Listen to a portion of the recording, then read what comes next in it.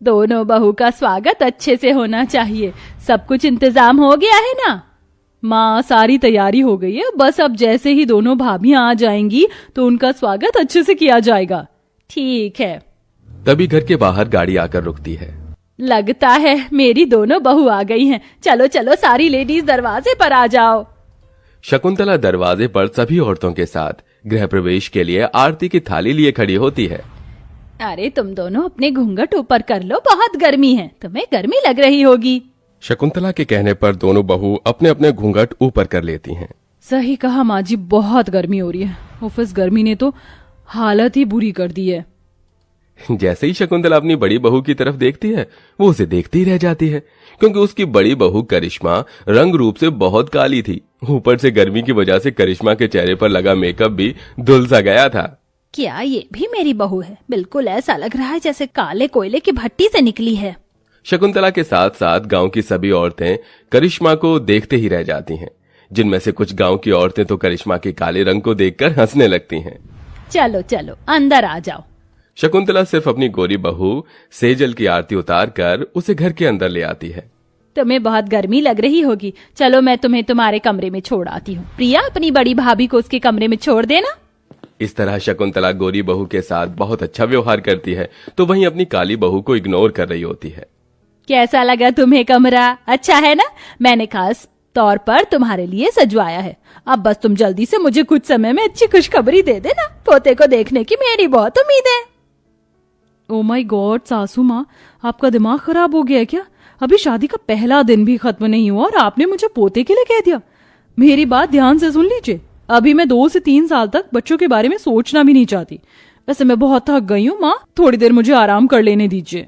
शकुंतला सेजल की आवाज सुनकर कमरे से चली जाती है, जिसके बाद वो अपनी काली बहू के कमरे में जाती है और अपना सारा गुस्सा उसी के ऊपर निकाल देती है। अरे सुनो, तुम यहाँ क्या कर रही हो? चलो जाओ घर के काम करो। बहू हो इसका मतलब ये नहीं कि पट्टे पर बैठी रहोगी। ठीक है माँ जी, मैं घर के काम कर देती हूँ। इस तरह घर के सभी लोग अपने अपने कमरों में आराम करने चले जाते हैं और बेचारी करिश्मा रात भर घर के कामों में लगी ही रहती है, जिसकी किसी को भी कोई परवाही नहीं थी। आधी रात को सारे काम करने के बाद वो अपने कमरे में जाती है। बहुत थकावट हो रही है, पहले शादी की थकावट और फिर ससुराल में आते ही इतना सारा काम करना पड़ा। खैर कोई नहीं, ये मेरा ही तो घर है। करिश्मा ऐसा सोचकर अपने कमरे में जाती है। उसका पति उसके आने से पहले ही सो चुका था, वो भी चुपचाप सो जाती है।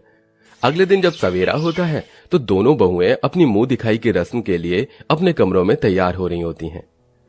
सज धज के मैं जरा बन ठन के बाण चलाऊंगी नैनन के, आईना जरा निहार लूं, खुद अपनी नजर उतार दूं, मैं तो सज गई रे सजना के लिए।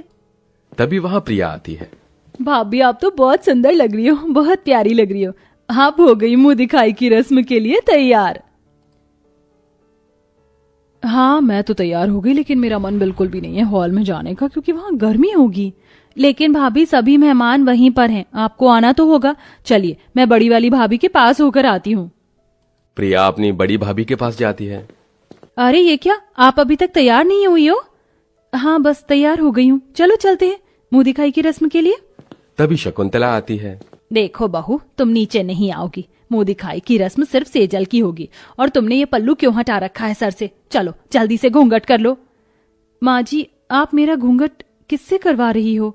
हमारे खानदान की बहुएं लंबा घूंघट करके रहती हैं और तुम्हें भी लंबा घूंघट करके ही रहना है, ठीक है ना? वैसे भी तुम घर की बड़ी बहू हो। और सुनो, कमरे से बाहर मत आना जब तक शाम नहीं हो जाती और सारे मेहमान अपने घर नहीं चले जाते। शकुंतला इतना कहकर प्रिया का हाथ पकड़ती है और उसे कमरे से बाहर ले आती है, जिसके बाद वो अपनी बड़ी बहू के कमरे के बाहर से कुंडी लगा देती है। माँ, आप बड़ी भाभी के साथ ऐसा क्यों कर रही हो? आज उनकी भी तो मुंह दिखाई की रस्म है। तेरा दिमाग खराब हो गया? अरे अगर उसे इस तरह बाहर आने दूंगी तो कितनी बदनामी होगी। सब लोग हंसेंगे मुझ पर कि इतनी काली बहू है मेरी। लेकिन माँ, लेकिन वेकिन कुछ नहीं, मैंने जो कहा है बस उतना सुन ले। अब चल मेरे साथ। इस तरह शकुंतला मुंह दिखाई की रस्म के लिए सिर्फ अपनी छोटी बहू सेजल को ही लेकर जाती है, क्योंकि वो बहुत सुंदर और गोरी होती है। सभी मेहमान उससे पूछते हैं, शकुंतला, तुम्हारी बड़ी बहू कहाँ है? कोई दिखाई नहीं दे रही। आज तो तुम्हारी दोनों बहुओं की मुंह दिखाई होनी थी। अरे अब तुम्हें क्या बताऊं, उस रस्म के बारे में तो सुना ही होगा, पग फेरे की रस्म, जिसमें मायके वाले शादी के बाद बहू रानी को ले जाने के लिए आते हैं। बस इसी रस्म के लिए सुबह सुबह ही उसके मायके वाले आ गए थे। हमने बड़ी बहू को भेज दिया था। अब तुम्हारी बड़ी बहू की मुंह दिखाई की रस्म कब होगी? अरे हो जाएगी, कोई बड़ी बात नहीं है। हम बाद में उसकी मुंह दिखाई की रस्म कर लेंगे। अभी हम छोटी गोरी बहू की मुंह दिखाई की रस्म कर लेते हैं। शकुंतला इतना कह ही रही थी कि वहीं घूंघट में सेजल गर्मी से पागल होने लगती है, जिसके चलते वो अपना घूंघट ऊपर करके हटा देती है और कहती है, बहुत हुआ, अब मुझसे ये गर्मी बर्दाश्त नहीं हो रही है। तुम लोगों को मुंह दिखाई की रस्म करनी है तो करो, वरना मैं अपने कमरे में जा रही हूँ। सेजल का ये व्यवहार देखकर वहां खड़ी सभी औरतें हैरान रह जाती हैं। हे भगवान, देखो तो सही इस बहू को कैसे बात कर रही है। आजकल की सभी बहुओं के यही हाल है। इस तरह सभी सेजल की मुंह दिखाई करके उसे शगुन देकर वापस अपने घर लौट आते हैं। इतना सब कुछ होने के बाद भी शकुंतला अपनी गोरी बहू से ही प्यार करती है और काली बहू से गर्मी में घर के सारे काम करवाती है। आजकल तो घर में साफ सफाई भी दिखाई नहीं देती। अरे तुम खुद तो काली पीली हो, घर में कम से कम साफ सफाई तो करके रखा करो। और मैंने कितनी बार कहा है तुम्हें कि हमेशा अपने सर पर ये पल्लू रखा करो, घूंघट के बिना तुम नहीं रह सकती। माँ जी, मैंने घूंघट ही किया हुआ था, बस गर्मी बहुत ज्यादा लग रही थी इसलिए थोड़ी देर के लिए हटाया था। इतना कहकर करिश्मा फिर से घूंघट कर लेती है और घर के कामों में लग जाती है। उसी दिन शकुंतला की तबीयत अचानक से खराब हो जाती है। हे भगवान, मेरे पेट में क्या हो गया है? बहुत दर्द हो रहा है, कोई मुझे हॉस्पिटल लेकर चलो।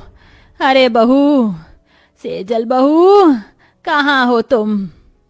इधर सेजल अपनी सास की आवाज सुनने के बाद भी शावर लेने चली जाती है, तो उधर करिश्मा अपनी सास की हालत को देखकर बहुत हैरान रह जाती है। वो फौरन एम्बुलेंस को फोन करती है और अपनी सास को अस्पताल लेकर पहुंचती है। देखिए, हमने आपकी सास का चेकअप कर लिया है। उनके पेट में कुछ उल्टा सीधा खाने की वजह से गैस बन गई थी। अब वो बिल्कुल ठीक है। इस तरह डॉक्टर कहकर चले जाते हैं। करिश्मा शकुंतला के पास आती है। बहू, तुमने इतनी गर्मी में भी इतना लंबा घूंघट किया हुआ है, इसे हटा दो।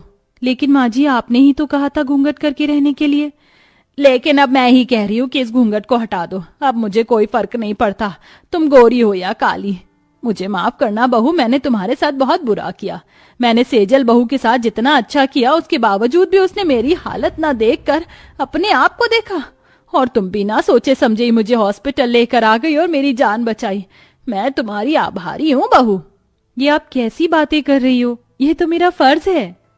इस तरह शकुंतला उस दिन के बाद से अपनी काली बहू के साथ प्यार से रहने लगती है और वो अपनी काली बहू की मुंह दिखाई की रस्म दोबारा से रखती है, जिसमें गांव की सभी औरतें भी आती हैं और साथ में उसके लिए बहुत सारे मुंह दिखाई के तोहफे भी लेकर आती हैं। इसी के चलते करिश्मा की मुंह दिखाई बहुत अच्छे से होती है और अब वो अपने ससुराल में खुशी खुशी रहने लगती है।